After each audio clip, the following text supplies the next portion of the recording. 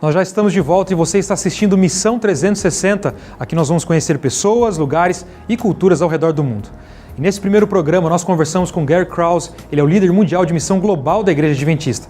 Acompanhe o nosso encontro.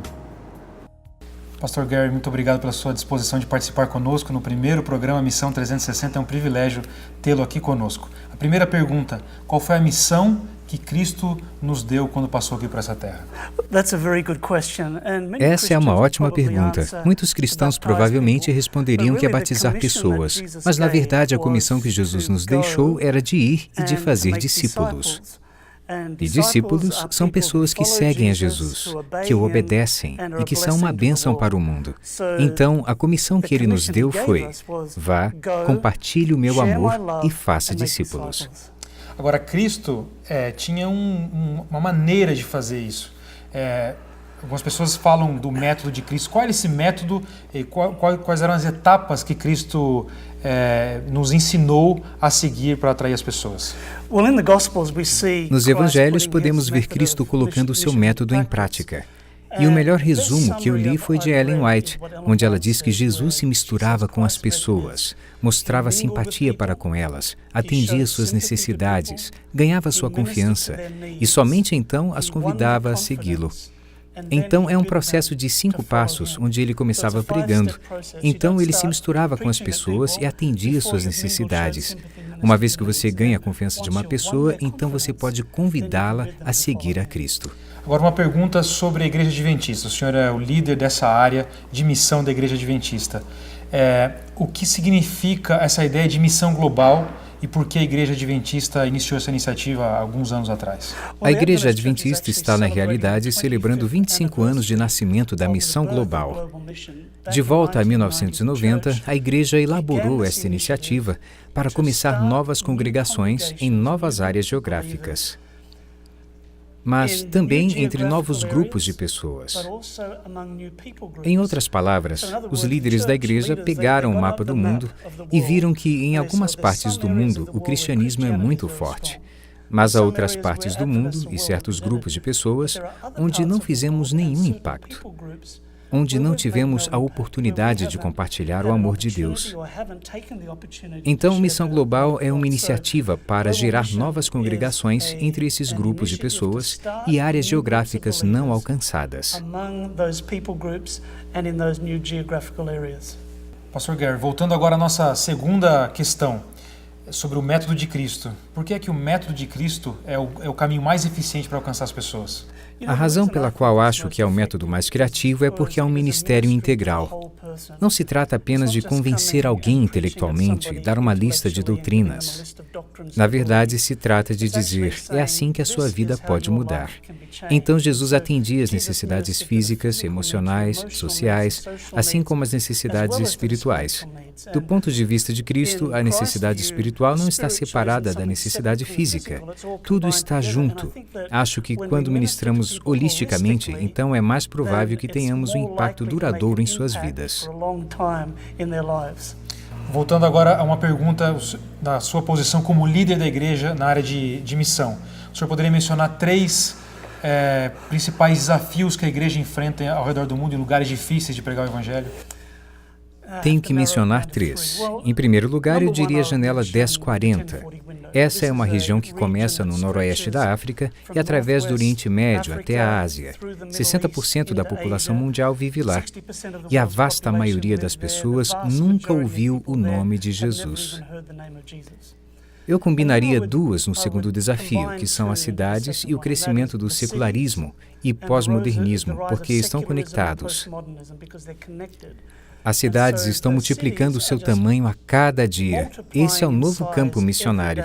E o terceiro desafio pode te surpreender. A falta de envolvimento pelos membros da igreja e seguidores de Cristo. Esse é o nosso grande desafio. Como fazer com que os membros se envolvam na missão? É sobre isso que por isso que a gente tem um programa como esse para tratar do assunto de missão. Agora, a pergunta é a seguinte: que tipo de abordagem a igreja tem utilizado, pensando nesses desafios, que tipo de abordagem a igreja tem utilizado para alcançar as pessoas nesses lugares diferentes e difíceis? Eu penso em coisas como o trabalho na área da saúde da Igreja Adventista, na área da educação também, Mas no topo da minha lista estão os centros de influência. Estes são centros de ministério holístico em áreas urbanas que busca conectar os membros da igreja com as pessoas da comunidade para ajudar-lhes em suas necessidades. Então, estes centros estão lá para qualquer necessidade que a comunidade tenha.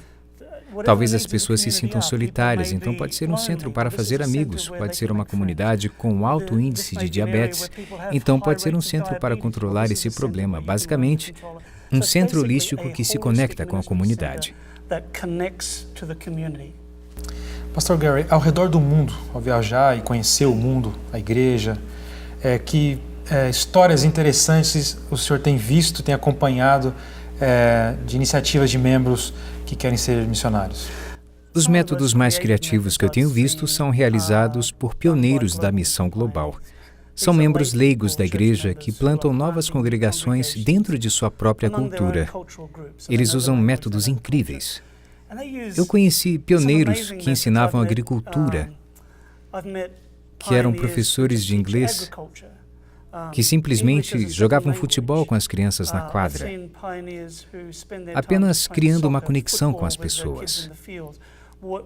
Eu conheci um pioneiro que ensinava um tipo de arte marcial, karatê ou algo assim. Mas, na verdade, se trata apenas de criar uma conexão com a comunidade. Na semana passada mesmo eu estive na Inglaterra e havia um grupo de jovens que criaram um projeto chamado O Sofá do Sábado. Eles pegaram um sofá, colocaram no porta-malas de uma van, levavam até o centro da cidade, onde haviam muitas pessoas passando, e colocaram um sinal dizendo: "Você se sente cansado? Sente-se." Muitas pessoas se sentavam e começavam a conversar, quando então lhes perguntávamos: "Não seria bom parar todas as suas atividades durante 24 horas na semana?" Eu mesmo testei e conversei com as pessoas e elas respondiam: "Seria maravilhoso se eu tivesse 24 horas para descansar, estar com a família e me sentir revigorado." Então perguntamos: "Você sabia que o sábado serve para isso?" Essa é uma maneira muito criativa de introduzir o assunto. Essas pessoas recebem um link do Facebook para continuar seguindo o assunto.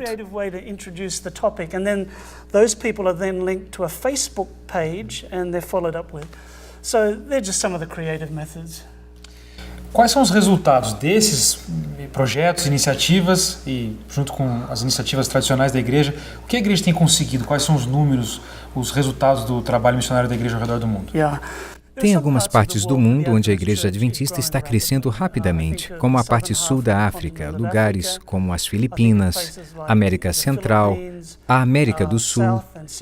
Mas então eu olho para outras áreas do mundo onde a Igreja está encarando um tremendo desafio. O crescimento é muito lento, em alguns casos está retrocedendo. Lugares como Japão, Europa Ocidental, o Oriente Médio, a Janela 1040, essas são regiões onde o crescimento é lento. Temos outros lugares, como a Jamaica, onde quase todas as pessoas conhecem o Adventista. Temos Papua Nova Guiné e também países onde não temos sequer um fiel. No entanto, o ano passado foi o ano mais bem-sucedido para o plantio de igrejas na história da Igreja Adventista. A cada 3 horas e meia, uma nova igreja foi iniciada, além de muitos outros tipos de grupos e congregações. E a cada 28 segundos, alguém se junta à Igreja Adventista.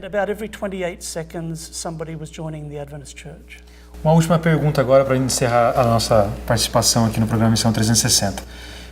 Que tipo de características, de habilidades alguém precisa ter para ser um missionário? Como eu preciso ser ou me desenvolver para que eu possa ser um missionário também? Deus não está procurando super-humanos para que sejam missionários. Ele está procurando pessoas que são fiéis, que dizem: "Senhor, não sou suficiente, não tenho as habilidades nem o talento, mas estou aqui e estou pronto para ser usado por Ti." É o bastante. Uma pessoa que está aberta e com vontade de ser usado. Deus se especializa em pessoas que pensam que não são qualificadas o suficiente. Pessoas que pensam ter todas as respostas provavelmente não sejam úteis para esse serviço. Que bom, Pastor Gary. Muito obrigado mais uma vez pela sua participação. Espero encontrá-lo mais vezes aqui no Missão 360 com os nossos telespectadores. Obrigado. Certa vez Jesus, após sua ressurreição, aproximando dos seus discípulos, disse: "Foi-me dada toda a autoridade no céu e na terra. Portanto, vão e façam discípulos de todas as nações, batizando-os em nome do Pai e do Filho e do Espírito Santo, ensinando-os a obedecer a tudo o que lhes ordenei. E eu estarei sempre com vocês até o fim dos tempos. Esse é o famoso texto que conhecemos como a Grande Comissão. Nele encontramos a essência daquilo que de fato significa ser um verdadeiro seguidor de Cristo. Fazer outros discípulos para o Mestre. Mas invariavelmente surge a pergunta: como?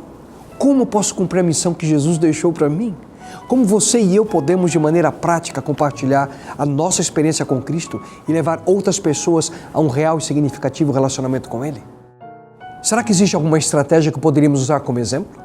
Será que é um método que tem o potencial de garantir sucesso em cada uma das nossas iniciativas ao testemunhar de Cristo para outras pessoas? Que tal o método que o próprio Jesus usava?